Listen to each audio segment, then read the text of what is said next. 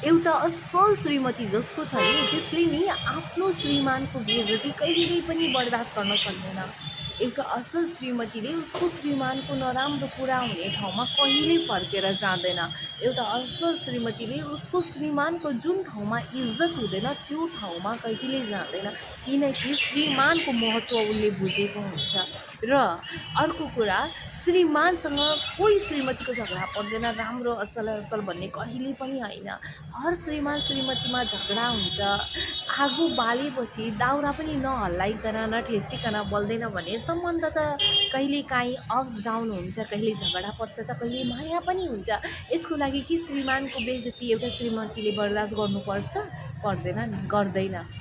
र एउटा असल श्रीमतीले नि स्पेसली कमाइ कति छ यसको श्रीमानको, यो कसरी चल्दै होला, यसको श्रीमानले कति पैसा कमाउँछ होला भनेर सोचेर भन्नेहरू हुन्छ नि जो, त्यस्तोको घरमा त त्यो श्रीमती कहिले खुट्टासम्म राख्दैन। अरे मेरो श्रीमानको कमाइ जतिसुकै होस्, मलाई सुखले खुसीले राखेको छ, यही ठुलो कुरा हो। म मेरो श्रीमानसँग नुन भात खाएर खुसी बस्छु, यही ठुलो कुरा हो। मिठो श्रीमानसँग खान्छु, नमिठो श्रीमानसँग खान्छु, यही ठुलो कुरा हुन्छ असल श्रीमतीको लागि। तर उसको श्रीमानको इज्जतभन्दा ठुलो अरू हुँदैन। यो कुरा याद राख्नुहोस्।